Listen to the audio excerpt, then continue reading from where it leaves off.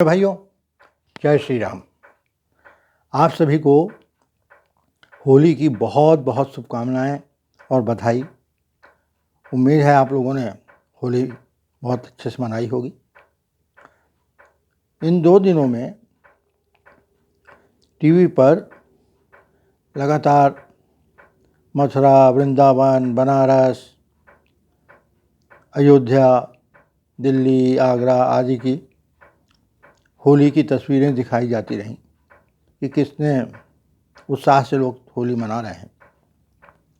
लेकिन एक कमी खटकी, तिहाड़ की होली इन लोगों ने नहीं दिखलाई। इस साल की तो तिहाड़ की होली भी बड़ी जोरदार होगी। जी हाँ, आप समझ गए होंगे, क्योंकि वहाँ पर एक बहुत पढ़ा लिखा आदमी पहुँच गया है। ये जो एक लंबे समय से गाना गाया जाता था कि पढ़े लिखे लोगों को आना चाहिए, पढ़े लिखे लोगों को आना चाहिए, आज वो गलत सिद्ध हुआ। पढ़ा लिखा व्यक्ति यदि क्रिमिनल माइंड का होगा तो वो साधारण क्रिमिनल से ज़्यादा खतरनाक होता है, और वो ये अभी 3-4 दिन की घटनाओं ने आपको दिखला दिया। अब जब उस आदमी को ले जाया जा रहा था तो उसके बाद दूसरे दिन पूरी उनकी पार्टी खड़ी होके वो गिने चुने घिसे पिटे डायलॉग बार बार वही बोलना, इसको सुनते सुनते कान पक गए कि लोकतंत्र की हत्या हो रही है, लोकतंत्र की हत्या हो रही है। ये लोकतंत्र की कितने बार हत्या करते हैं ये लोग, और उसके बाद फिर लोकतंत्र बना रहता है। हर बार लोकतंत्र की हत्या हो जाती है, फिर भी वो जीवित रहता है। दूसरा कि ये आपने केजरीवाल को तो गिरफ्तार कर लिया, उसको सजा दोगे, उसको फांसी पे लटका दोगे, मगर उसकी सोच को कैसे ख़त्म करोगे? उसकी सोच जिंदा है, उसकी सोच। अरे तो भाई, अबे ये तो बताओ कि उसकी सोच है क्या? ये सोच कौन सी उसकी सोच है भाई? ये तो बताओगे? वो क्या विजनरी व्यक्तित्व है बहुत बड़ा? प्लेटो, अरस्तु, मैकियावेली, रूसो जैसा, जो उसके विचार वर्षों वर्षों चले आएंगे। अरे वो तो उसके विचारों में क्या आप पाते हो? अराजकता, भ्रष्टाचार, गंदी भाषा, देशद्रोह की बातें, गणतंत्र का विरोध, ये उसकी सोच है। तो अगर ये उसकी सोच है तो इस सोच को मर जाना चाहिए। अभी इस होली में कुछ लोगों ने बहुत अच्छी उसकी नया उन लोगों ने एक आइडिया लाया, और इस होली में उन लोगों ने एक पुतला भी रखा। जब लोगों ने पूछा कि भाई ये पुतला काहे के लिए रख रहे हो, तो उन्होंने बताया कि ये केजरीवाल और उसकी गंदी सोच के रूप में हम उसको जला रहे हैं, ताकि ये सोच हमारे देश से पूरी तरह से मिट जाए। ये जो फ्री की रेवड़ी बांट बांट के वो बन गया, फॉरेन की फंडिंग प्राप्त करके पैसे लुटा के वो ऐसी जगह पहुंच गया, एक शहर नुमा छोटे राज्य का मुख्यमंत्री बन गया, तो उसने इतना नंगा नाच किया। और मान लो यदि वो कहीं किसी बड़े राज्य का मुख्यमंत्री बनता या देश का कहीं कुछ बनने की कोशिश करता, हालांकि कभी ऐसा संभव नहीं है, तो सोचिए देश का, राज्य का कितना बड़ा नुकसान होता। कल तक जो ये लोगों को भेज रहा था, अपने साथियों को भेजा इसने, मनीष सिसोदिया गया, तब मनीष को बोला, मनीष डरो मत, हंसते हुए जाओ, जेल जा रहे हो, कोई डरने की बात नहीं है, तुम्हारी पत्नी का मैं ख्याल रखूंगा। उसके बाद संजय सिंह गया, उसको भी ऐसे ही कहा, और वो लोग भी बेचारे बड़े हंस के, ऐसे जैसे ससुराल जा रहे हों, इस तरह से शान के साथ वी का हाथ दिखाते हुए, वी का निशान दिखाते हुए, टाटा टाटा करते हुए बड़े शान से पहुंच गए जेल। लेकिन जब इसकी खुद की पारी आई तो उसके देखिए क्या हाल हुआ। इसका आपने चेहरा देखा उस समय, किस तरह से लटका हुआ था, कैसा इतना छोटा सा चेहरा हो गया था, डर के मारे कांप रहा था, पैंट सामने से गीली हो चुकी थी। उस समय आपने देखा।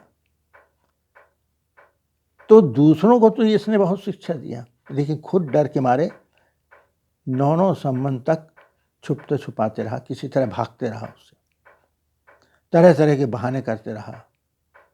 ईडी से हमको यही शिकायत है कि यदि मान लीजिए इसकी जगह कोई और साधारण व्यक्ति होता तो क्या आप लोग उसको 9 सम्मन भेजते रहते? आपको उसको वैसे ही पकड़ के ले जाना था। ये घबराया हुआ जब ले जाया गया तो मुझे याद आया, और दूसरे दिन इनके चेले चपाटों ने, चंगू मंगू लोगों ने बोर्ड भी लगा के रखे थे, केजरीवाल नहीं डरेगा, भगत सिंह का चेला है।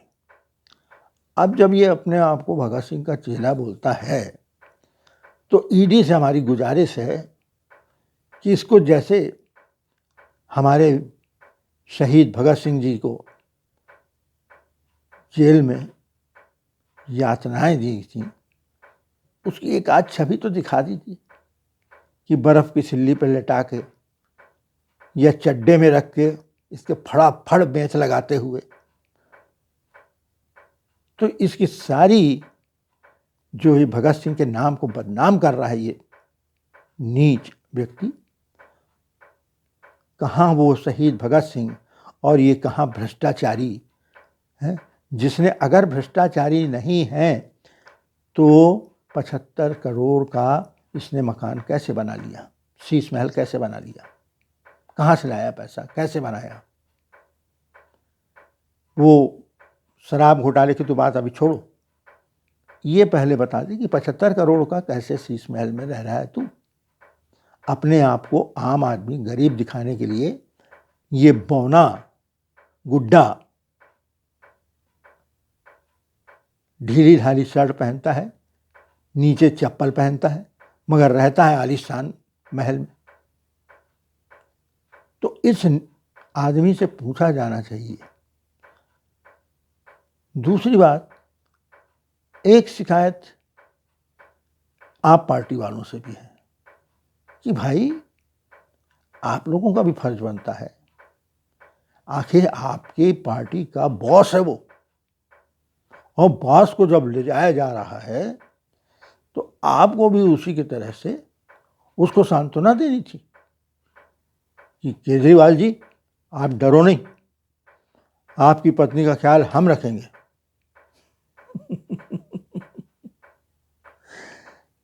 ये मनीष सिसोदिया को कोई भले मन से नहीं कह रहा था।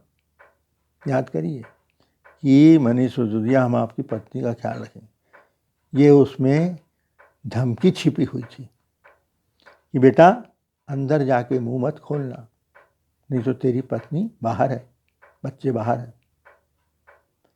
तो ये इतना गिरा हुआ आदमी है, इसने अपने सगे को नहीं छोड़ा। अरे जिसने अपने बच्चों की झूठी कसम खाई, उससे ज़्यादा गिरा हुआ इंसान और कौन हो सकता है। इसने अपने दोस्तों को धोखा दिया। ये सो कॉल्ड गुरु, वो गन्ना खुजारे, उसको धोखा दिया। अब उसको धोखा दिया कि प्लानिंग थी, ये तो बाद में जाने। वैसे ये माना जाता है ये गन्ना खुजारे और ये केजरीवाल, ये सारे के सारे लोग प्रोजेक्ट किए गए थे जानबूझकर, ताकि उस समय देश का माहौल जिसके खिलाफ में चल रहा था उसको उससे ध्यान बटाया जाए। तो ये इस इंसान ने केवल भ्रष्टाचार किया हो ऐसी बात नहीं है। ये तो मेरे को उम्मीद है कि ये अब जो गया है तो ये लंबा ही नपेगा, क्योंकि आंतरिक सुरक्षा और बाह्य सुरक्षा, इंटरनल सिक्योरिटी और एक्सटर्नल सिक्योरिटी, दोनों ही को ध्यान में रखने वाली जो संस्थाएं हैं, NIA, रा, IB, CBI आदि, वो इसको अब जरूर घेरेंगी। क्यों कि जब ईडी ने इसके घर में छापा मारा तो इसके घर से जो फाइल मिली उनसे पता चला कि ये ईडी के बड़े बड़े अधिकारियों, अपने यहाँ के मंत्रियों, केंद्रीय मंत्रियों, बड़े बड़े ब्यूरोक्रेट्स लोगों की जासूसी करवा रहा था। उनकी एक एक बात पर इसकी नज़र थी। वहाँ जासूसी के उपकरण प्राप्त हुए। क्या कर रहा था? ये अपनी प्राइवेट जासूसी संस्था चला रहा था। तो ये अधिकार उसको किसने दिया और इसके पीछे क्या कारण था? ये बहुत बड़ा जांच का विषय है, होना चाहिए।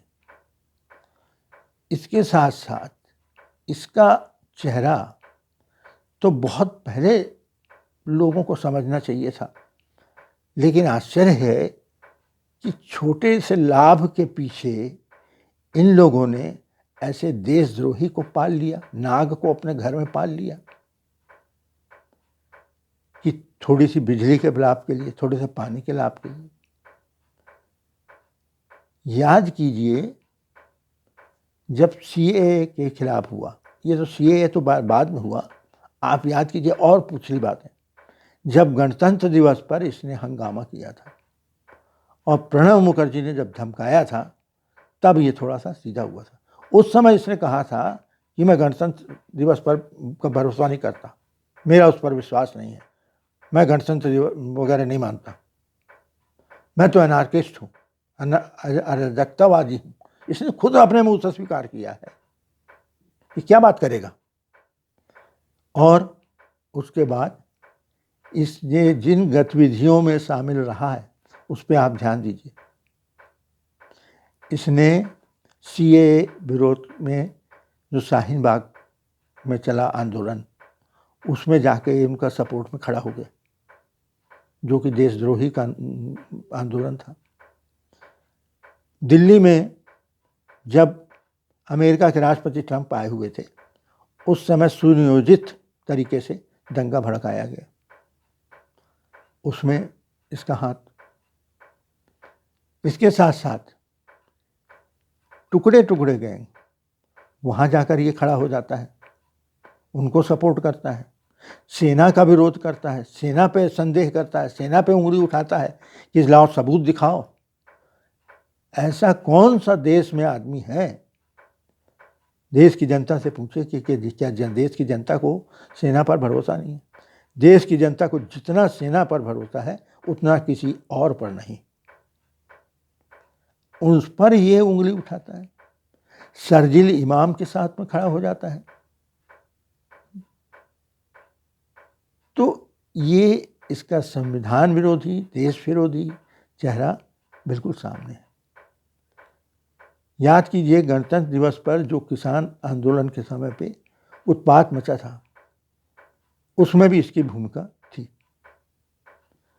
और आज जब अमेरिका से बैठकर पन्नू बोल रहा है कि मैंने केजरीवाल को $17 मिलियन दिए थे, इसलिए कि इसने बोला था जब हमारी सरकार आ जाएगी तो खालिस्तानी आतंकवादियों को हम छोड़ देंगे।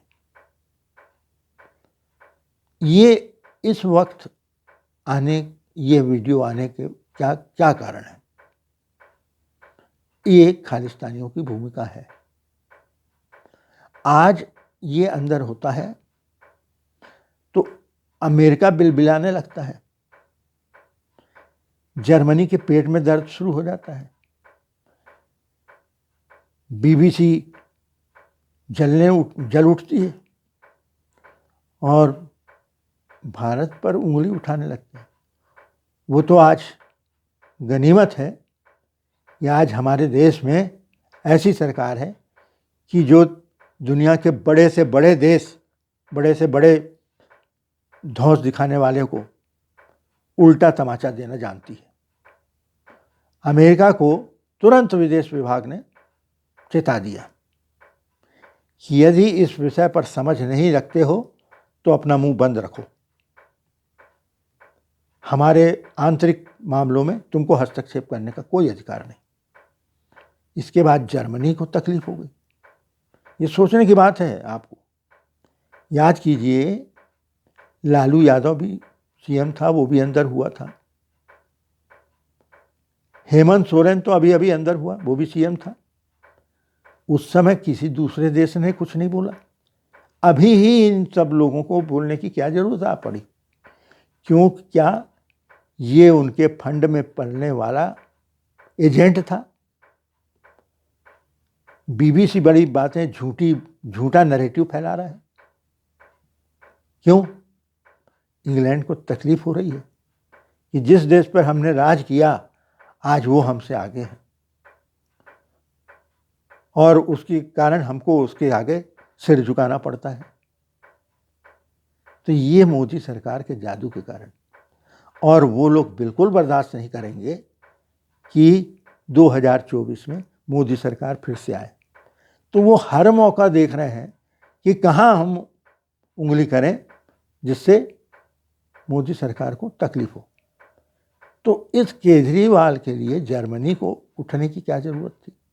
अमेरिका को उठने की क्या ज़रूरत थी? बीबीसी को बोलने की क्या ज़रूरत थी? तो इन सब बातों से ये स्पष्ट दिखता है कि इसके लिंक कहाँ कहाँ जुड़े हुए हैं।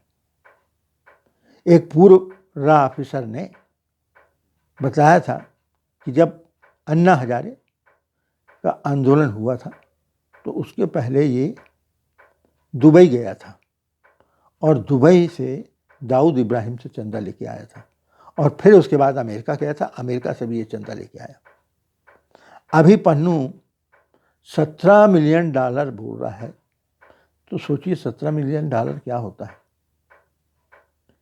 इतने बड़ी रकम को इसने क्या किया?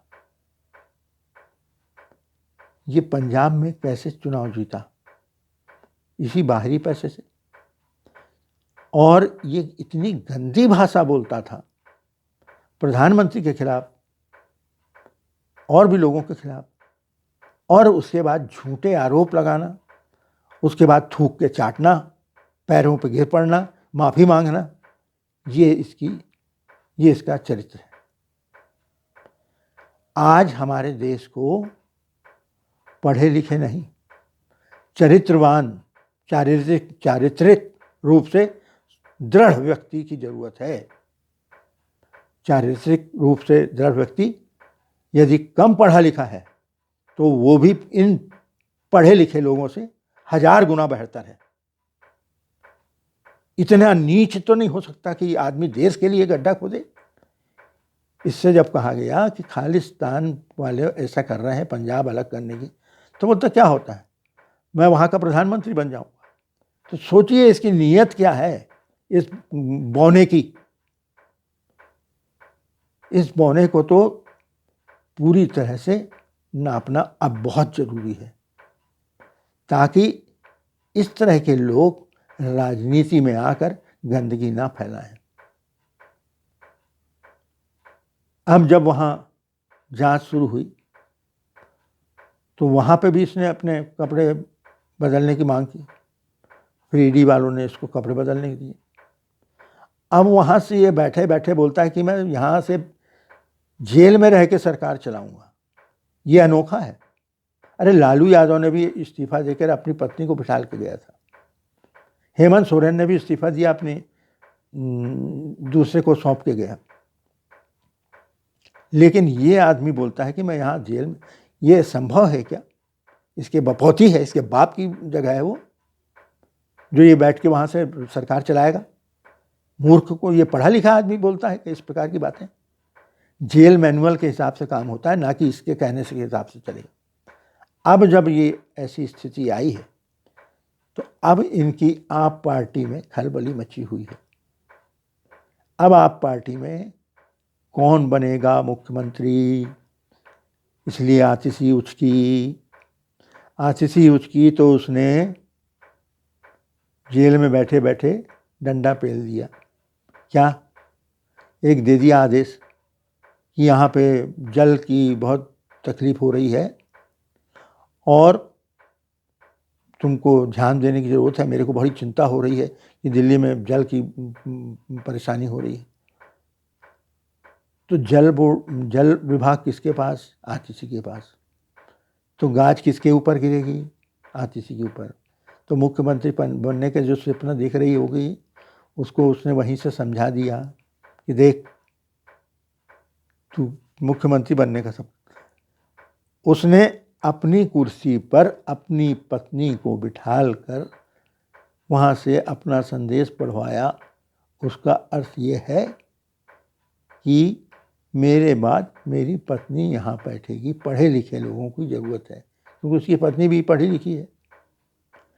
लेकिन यहाँ पर केजरीवाल ये भी भूल रहा है कि क्या होता है, मेहनत करे मुर्गी, अंडा खाए फकीर। वहाँ पंजाब में बैठे भगवंत सिंह मान बेवकूफ़ है क्या?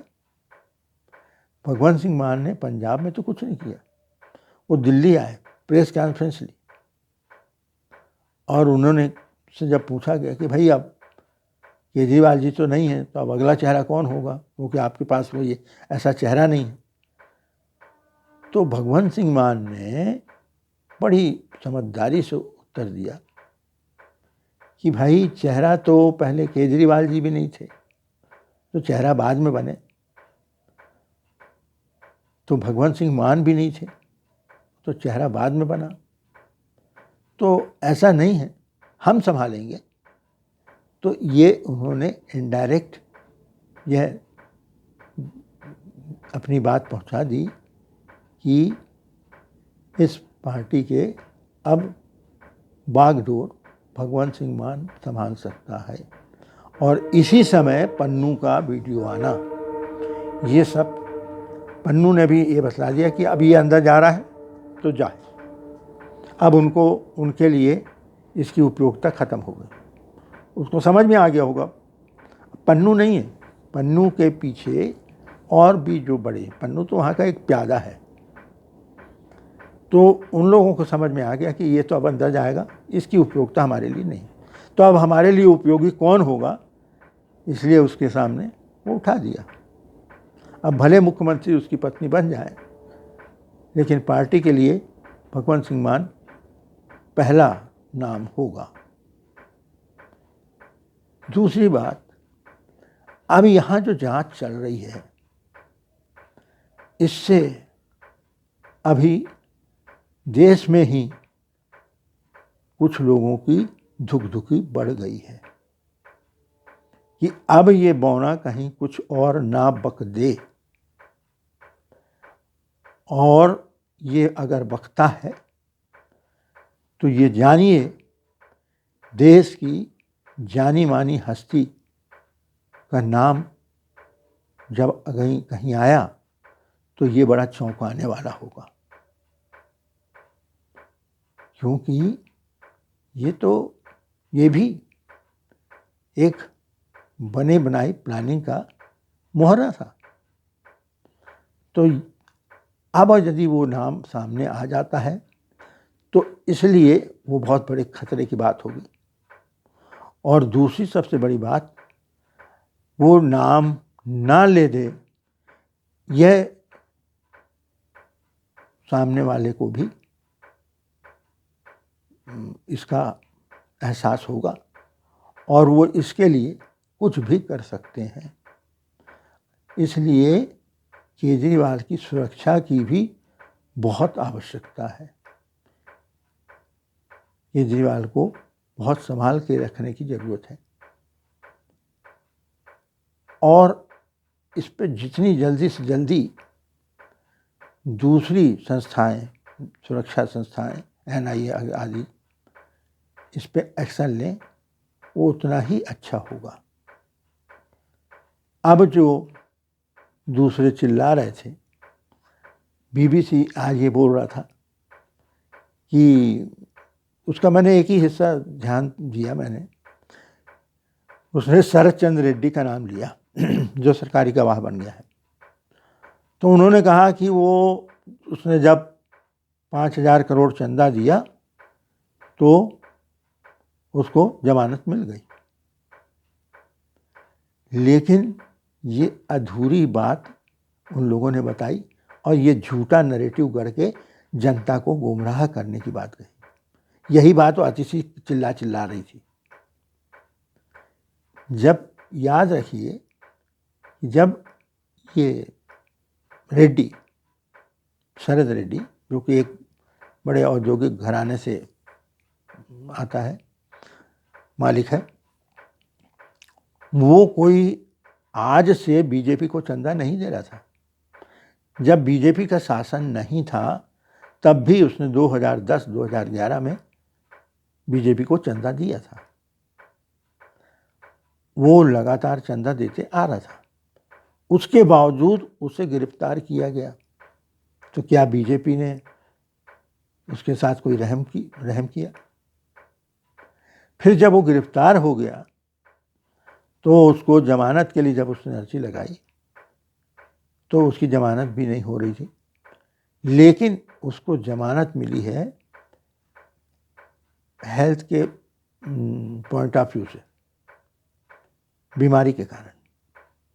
अब देखिए, उसने 5,000 करोड़ दिया, मानते हैं, तो फिर बीजेपी को इसका एहसानमंद होना चाहिए, उसके लिए दूसरे में मामले में उसको सहूलियत मुरव्वत करना चाहिए थी। 6 महीने बाद उसने एप्लीकेशन लगाया कि मुझे बिजनेस के काम से विदेश जाना है तो इसकी अनुमति दी जाए। तब यहाँ ईडी ने उस पर आपत्ति लगाई। क्यों लगाई?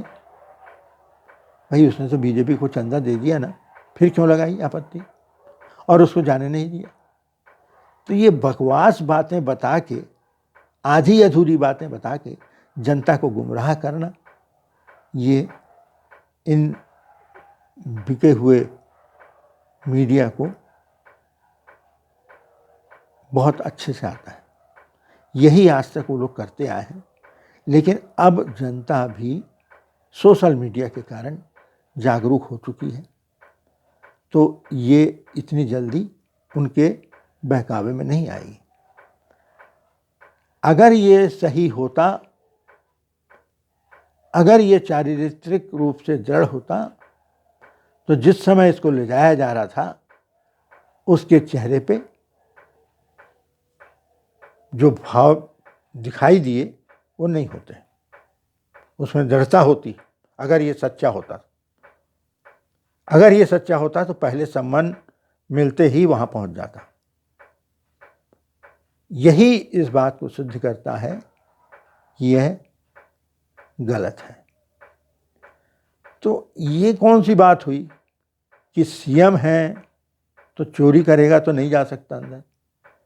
और ये लोग एक बात और जोर जोर से चीखते हैं कि 1 पैसा नहीं मिला, 1 रुपया नहीं मिला, ना मनीष सिसोदिया के यहाँ, न संजय सिंह के यहाँ। अरे बेवकूफ़ों, मान लीजिए एक चोर किसी के यहाँ चोरी करता है, चोरी करके वो पैसे लाता है, टीवी लाता है, टीवी बेच देता है और पैसों का भी खर्च कर देता है। अब उसके यहाँ जब छापा पड़ता है और पुलिस पकड़ती है तो उसको कुछ नहीं मिलता। भाई पैसा तो मिला नहीं, तो क्या उसने चोरी नहीं की? वो चोर नहीं है?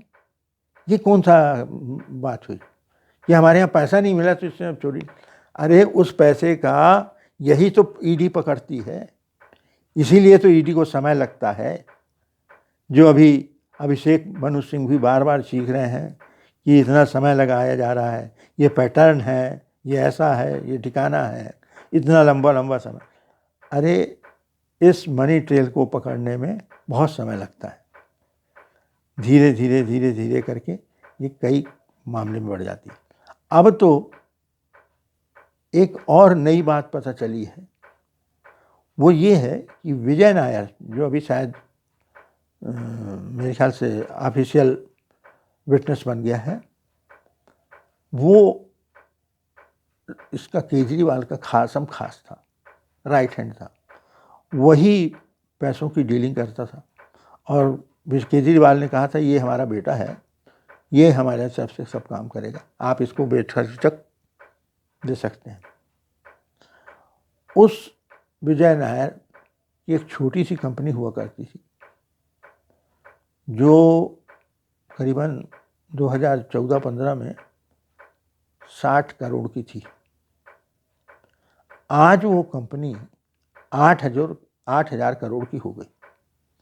और जिस समय वो 8,000 करोड़ के आसपास पहुंची, उस समय वो विजय नायर अपनी कंपनी को छोड़ देता है, त्याग दे देता है और क्या करने आ जाता है? केजरीवाल की चाकरी।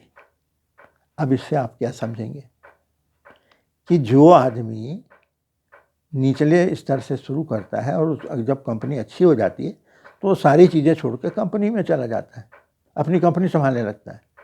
मगर ये कभी आपने सुना है कि इतनी बड़ी जिस कंपनी को उसने अपना खड़ा किया, उसको वो छोड़ देता है और एक मामूली नौकरी जैसा काम करने लगता है? तो ये सारी चीज़ें अब धीरे धीरे धीरे धीरे करके खुलते जा रही हैं और इसकी नंगाई सामने आते जा रही है। तो इससे एक ही बात निकलती है कि जनता को ये समझना चाहिए कि कोई भी चीज़ अगर हमको फ्री में मिल रही है, सस्ते में मिल रही है, तो उसका बहुत बड़ा खमियाजा हम दे रहे हैं और देश दे रहा है।